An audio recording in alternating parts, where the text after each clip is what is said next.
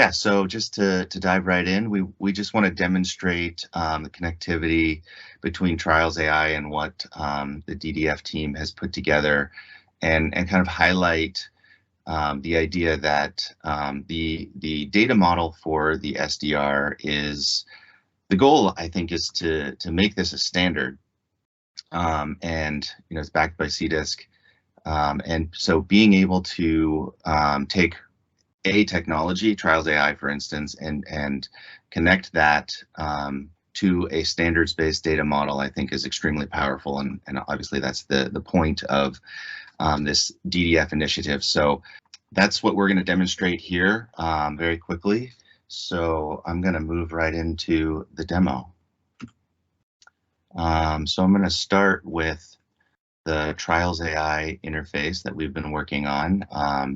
And we're a startup, still fairly early stage, working on a study concept designer that leverages artificial intelligence to help those designing the concepts make better decisions and hopefully anticipate some of the issues that might happen downstream during trial execution, anticipate those issues during the design phase of the study.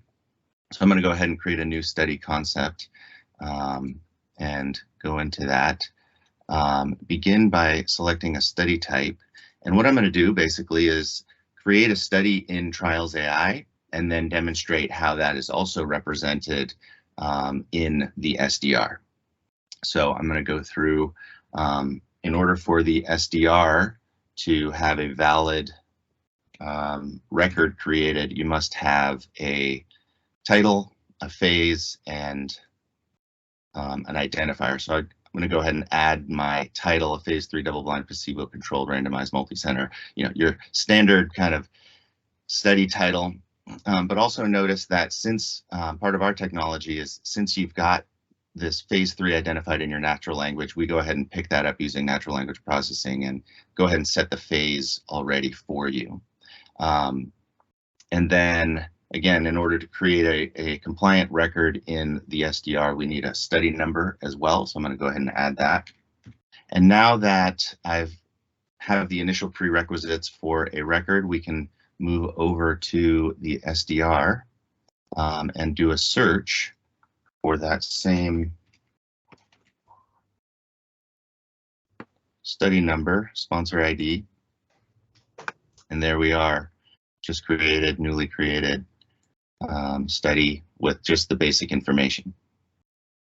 And then just to demonstrate some further integration, we can go over to objectives and endpoints in our trial designer, our study designer, and specify a primary objective. We'll add an efficacy objective.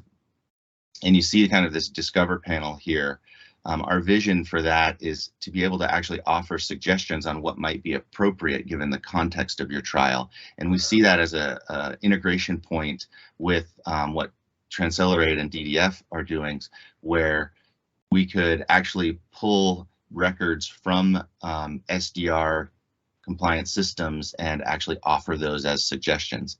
For now, I'm just going to go ahead and create, I'm going to add a primary efficacy endpoint here, save that guy, and then we can go back over to the SDR. And since this will effectively create a new version of this record in the SDR, we're going to have to go back and we're going to research for our DDF demo 01. Find that guy again, and we will see the objective show up. So there's our item 1, primary efficacy objective, endpoint item 1 is the one that I added. So keeping it short and sweet, that kind of effectively demonstrates the opportunity we have to integrate our software. It leverages mappings that we've created between our data model and the CDISC DDF data model, and that allows us to effectively communicate back and forth between the system. And as I said, one of the primary use cases we're striving for here is to actually be able to pull records from the SDR, offer those as suggestions, apply our artificial intelligence algorithms on there to surface the most relevant ones as you're then designing your protocol. So that's all I have in terms of a demo. Would be glad to open it up for questions. My understanding is the flow would be the other way around. Like we have a protocol that communicate to the DDF, and this is what would create the study. Then with an API, we can communicate with other EDC systems for the setup. In your demo, you're creating the study and then you send it to DDF. So what would be I thought the added value is to start from the protocol to provide us the design of the study there. Yeah, I think there's many opportunities for integration, and that's another use case that you're describing, which is also extremely important, is being able to take a study design and do something useful with it. For example, configure an EDC system and facilitate the data collection for the execution of the trial. Our company is focused on actually providing an interface to generate those study designs. And so we want to be a source to be able to generate that study design using some level of intelligence, software-based intelligence, and then actually push those designs into a repository for other vendors to then plug in and leverage downstream. So we envision, creating a study design in Trials.ai, storing that in an SDR, and then having an EDC system being able to pull that initial design and configure an EDC. Does that kind of address your question?